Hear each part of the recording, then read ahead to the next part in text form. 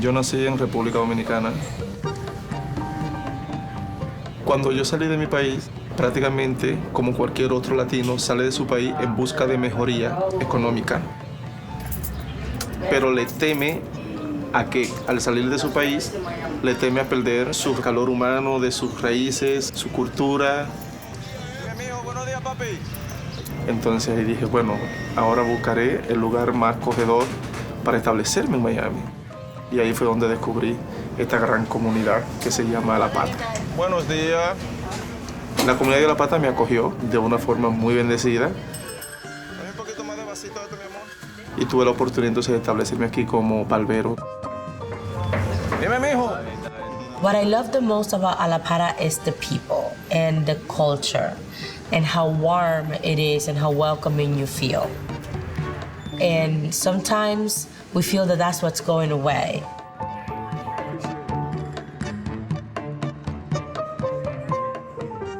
Unfortunately, in the past few years, it's been in the threat of redevelop. And I said the threat because we want the community to be part of it. And when the community is not part of it, then they end up being displaced. Alcanzó para mí. Salud.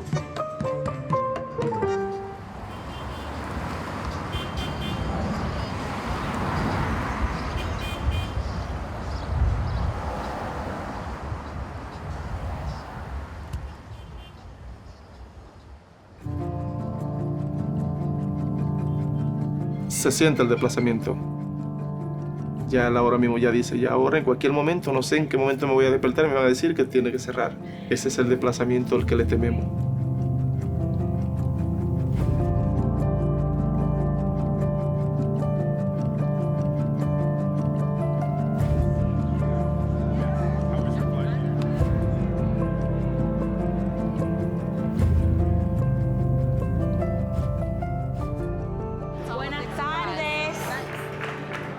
I want to welcome you to Miami. As many of you know, my name is Mileika Burgos Flores.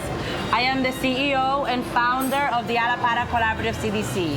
Thank you so much for choosing Miami as your destination for SBAN. We are really here as part of our learning. There's a lot of SBAN members here who are doing work all over the nation. And so this is really a chance to learn from each other about the amazing work that we're all doing to keep small businesses in place.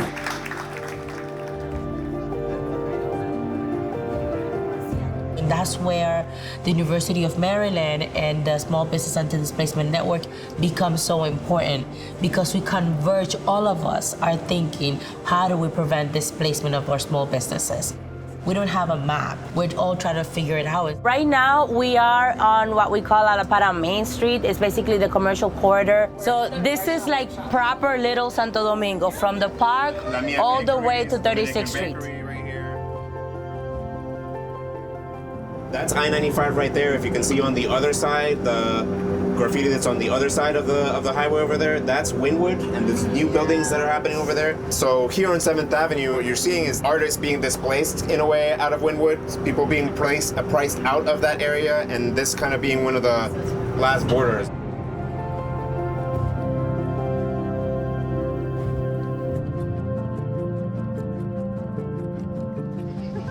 Hola, ¿cómo estamos? It's more than a job. It's a commitment to the community, to those that came before me, to my children, so they know where they come from. El señor Pablo es icónico aquí en el pequeño Santo Domingo. Es un barrio donde la mayoría de dominicanos, ya nuestros padres y nuestros tíos, se crearon en este vecindario donde crecimos todos nosotros. Businesses on the corridor know that this is about passing down the cultural heritage and economic also heritage that we're building in this commercial corridor. So that's why we are making sure that we can strengthen our small businesses, that they have the resilience to go through things.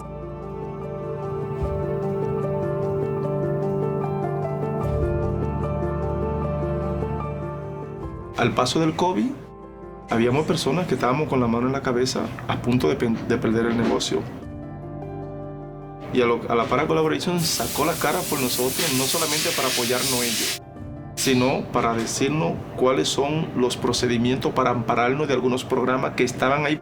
Providing them free access to accounting, to social media and marketing, to lawyers, and helping them do grants and have the access to capital that they need, and building that community of small businesses that help each other. Mi sueño como pequeño comerciante sería acostarme tranquilo, no pensar que al día siguiente voy a llegar aquí y me digan que mi negocio tiene que cerrar. Eso lleva la tranquilidad a mi casa porque mi familia depende de estos negocios.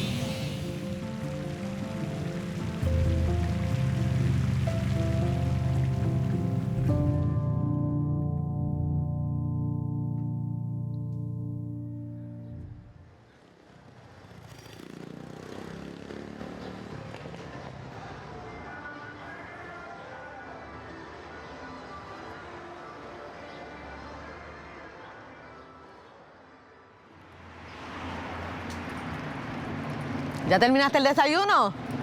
¿Eso es chocolate corté? Ok.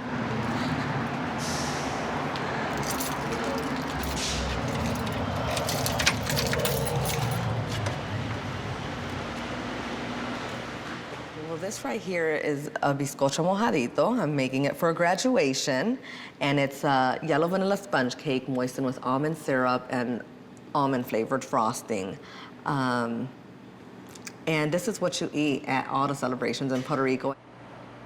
I grew up on Division and Hoyne. My parents bought a house on Division in Christiana. Division Street has always been full of life and culture.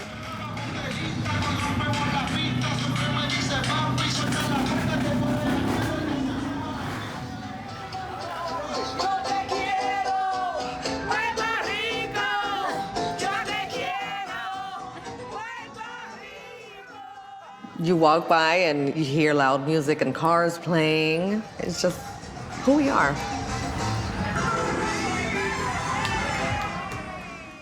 Just very loud and proud people.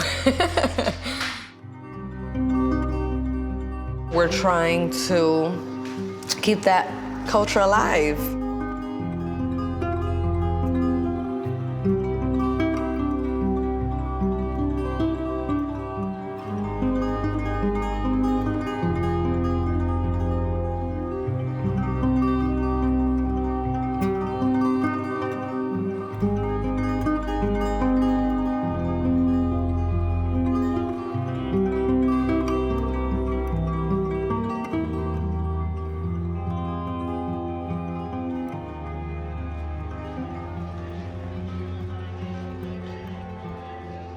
This is one of the areas with the highest concentration of public art anywhere.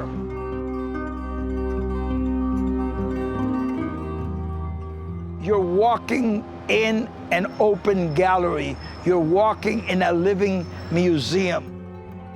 In 1966, there was a huge uprising right here where you're standing. The people demonstrating their anger against a system that had marginalized them.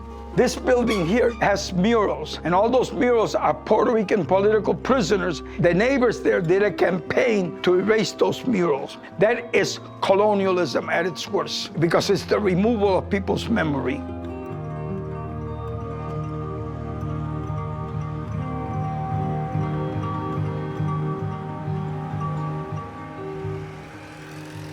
Humboldt Park is one of the largest, most beautiful park districts that we have the privilege of being a part of.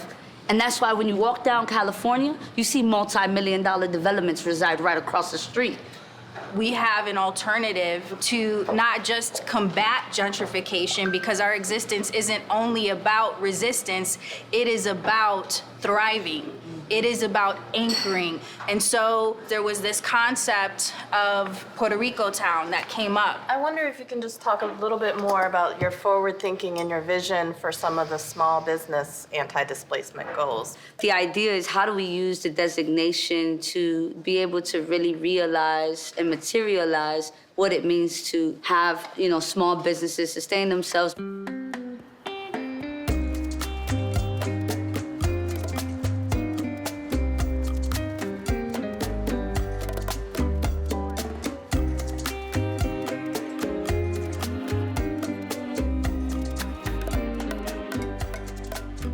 This is Lily's record. It is a 40-year-old business here. This is an authentic Puerto Rican homegrown business. A cultural designated district means an area in which you infuse every element: health, economic development, education, housing. All of those are infused by culture and the validation of culture. In any Latino community, this is the most important institution, is the Botanica. This has been here for generations. Culture is food, culture is housing, culture is all of our basic needs. Okay, pues Zoraida es la creadora de esa increíble comida, así que Zoraida is celebrating the 35th year right here on Division Street. So for us, you cannot really distinguish where culture ends and our very survival begins. They are totally intertwined.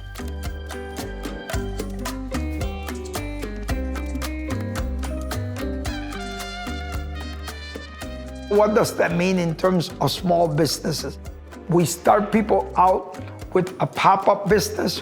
We move them into a business incubator, and then we graduate people to have their own brick and mortar enterprise.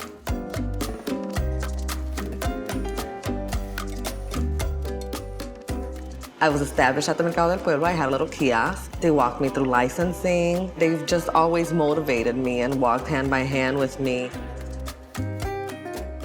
We eat food every day, right? It's an essential thing in life, but it's also an art form. It provides comfort, it's warmth, it brings nostalgia. And so that's what I do here at Chucherias, and I'm proud of that. Puerto Rico Town will be here forever, no matter what comes to our community or how much we are pushed out, it will always be Puerto Rico Town.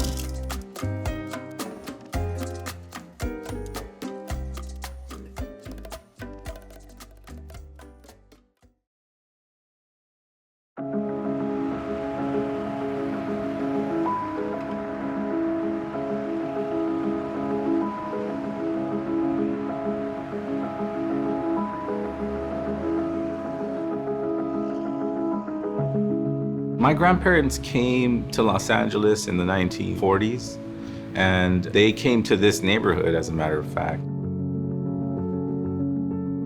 My grandmother and my mother, as a child, used to walk down Whittier Boulevard. After they took Chavez Ravine from the migrant workers, the people who were of Mexican descent, they all kind of flooded over here to the east side of Los Angeles. People of Mexican descent come from Mesoamerica, and they were brilliant people and botanists, really. And they developed corn, they've developed amaranth, and they sought out the most nutritious foods. And so me being half Mexican and half Native American, I felt like reintroducing these foods to this community that it comes from is like the main thing that I wanted out of this. Was to do a really good job in the community that I grew up in, sharing what I've learned throughout my life. One, we don't have the startup funds to start businesses, and two, other people from other parts of the country feel like this is a cheap building for $2 million and they can flip it for $7 million. If property value gets out of reach, then we have no choice. And so now we're fearing being displaced just by that.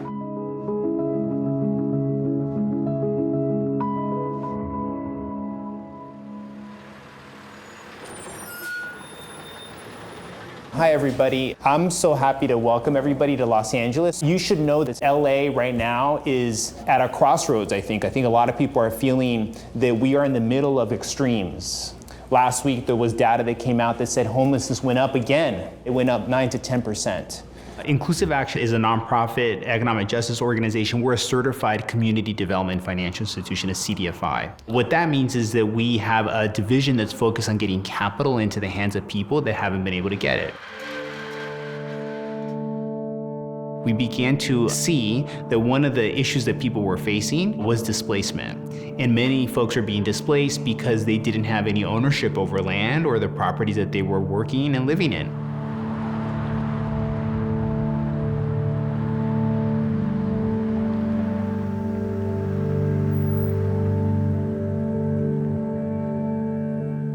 Question, what's driving gentrification in this neighborhood? Yeah. What's driving in this neighborhood, it's a lot of this community here, it's like over 7% renter occupied. So there's not much land ownership here already as it is. And then there's the arts district. We're gonna be going across the bridge that has like new high-rise development going up. So there's a lot of speculation. We're gonna have the Olympics here, we're gonna have the World Cup here. So people are looking what's next to develop.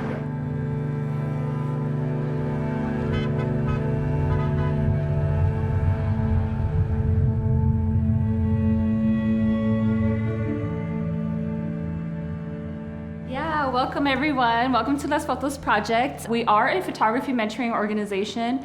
So we use photography as a way to support teen girls and gender expansive youth with building up their self-confidence, their self-esteem, advocating for their community.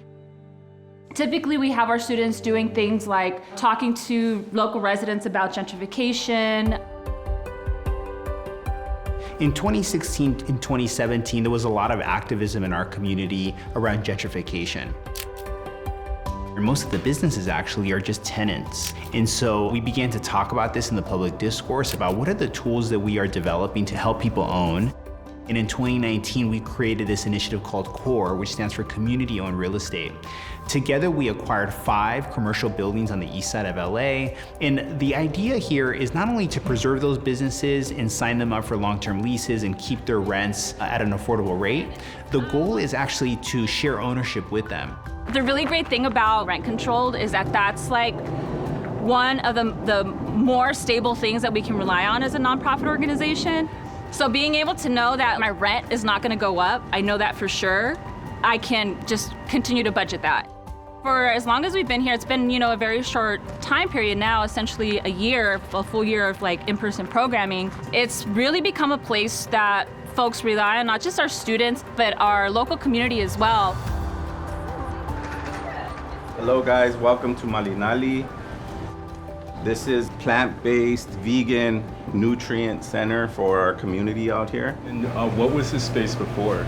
This was a subway. This is a recycled subway that we put to good use. And like I said, without the help of Inclusive Action, having this building, having this opportunity, I mean, we didn't have $250,000 to start this business. I think the ancestors put us here for a good reason.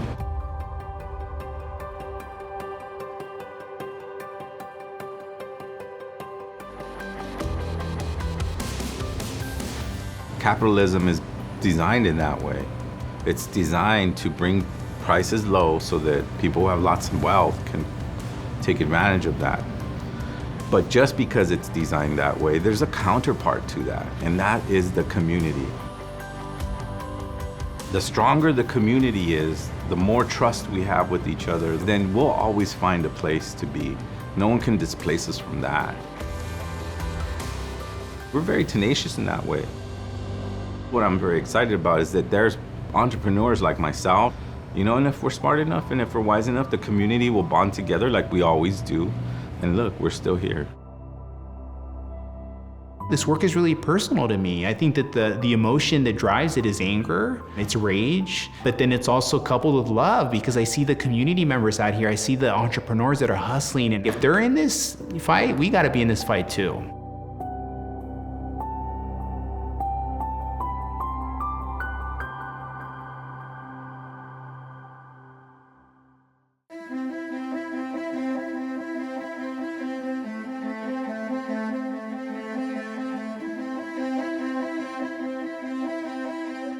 We are so honored to be part of Small Business Anti-Displacement Network. We see ourselves as part of a universe, a constellation of organizations and leaders that are trying to think about how do we solve these issues. And so I think it's super important that we connect with other people and that we learn and we share notes and we're open source with these projects because that's how we get better. What are the lessons learned? I think more importantly is what were the relationships built?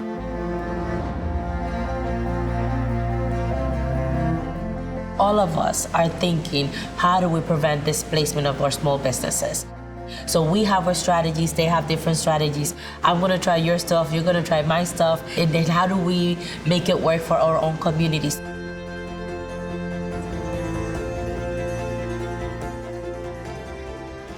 Aquí estoy yo como barbería, al frente está la peluquería, al lado está el Power Nurse, esos son los míos, pero entonces más al lado también está el bakery, que es donde busco el café, al lado está el dry cleaner, allí está la tiendecita dominicana, y todo ese tipo de comercio que son los que nos hacen fuerte a nosotros, somos los que tenemos que unirnos.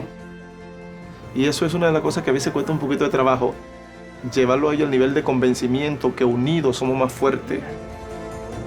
Y unidos es más difícil que nos desplacen.